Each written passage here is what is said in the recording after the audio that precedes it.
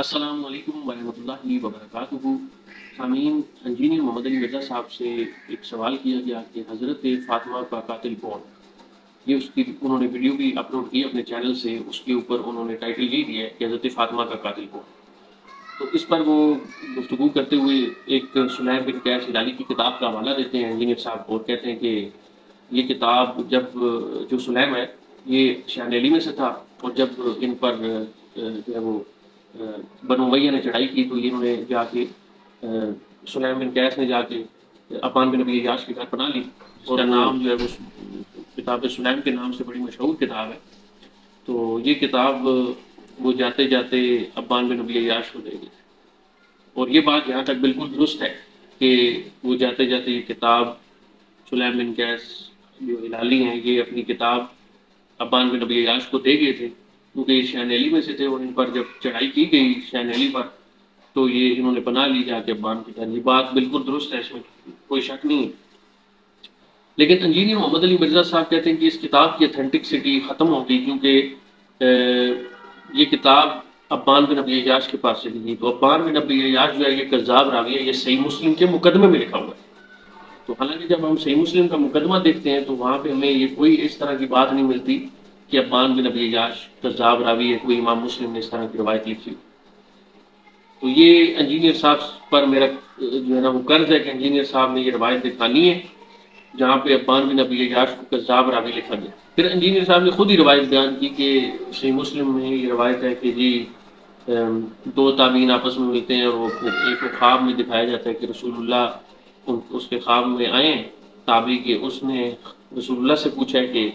یہ جو احادیث ہے یہ کیا آپ کی ہیں؟ تو نبی علیہ السلام 4 سے 5 کی تصدیق کرتے ہیں، باقی کہتے ہیں کہ میری حدیث ہی نہیں ہے۔ تو انجینئر صاحب آپ کے نزدیک تو خواب کی حیثیت ہی کوئی نہیں ہے، آپ کہتے ہیں نہ بابوں کو مانتے ہیں نہ ہم خوابوں کو مانتے ہیں۔ انجینئر محمد علی مرزا صاحب ابھی تک خود ان کا جو پورا پلیٹ فارم جس بات پہ کھڑا ہوا ہے وہ کہتے ہیں کہ ہم خوابوں کو نہیں مانتے، ہم بابوں کو نہیں مانتے، ہم علی مرزا صاحب سے میرا یہ سوال ہے کہ وہ خود کل تک تو بابوں کو نہیں مانتے اور خوابوں کو بھی وہ انکار کرتے ہیں، کہ جو بریلوی کہتے ہیں کہ ہمارے بزرگوں کو خواب دکھایا گیا اس میں یہ ہوا یہ ہوا، انجینئر کہتے ہیں سب جھوٹ ہے، فراڈ ہے۔ تو میرے بھائی وہ جو تابعی ہے نہ وہ صحابی ہے، ٹھیک ہے، وہ بھی اس دور کا بابا ہی ہے، اس کی خواب کی کیا حیثیت؟ تو یہ آپ کی پہلے تو آپ نے جھوٹ بولا امام مسلم پر کہ صحیح مسلم کے مقدمے میں امام مسلم نے کذاب لکھا اس کو، تو مجھے دکھائیں صحیح مسلم سے من والی الفاظ کے جو ہے وہ عفان بن ابی عیاش کذاب راوی۔ انجینئر صاحب آپ اٹھو مت بیٹھو پتہ ہی نہیں چلتا آپ کا، کبھی آپ جو ہے وہ اپنے موقف کو صحیح بیان کرنے کے لیے آپ جو ہے وہ کتا بھی حلال کر لیتے ہیں، اور ابھی اپنے موقف کو جو جب وہ صحیح سند سے بھی ثابت ہو رہا ہو آپ اس کا انکار کر دیتے ہیں۔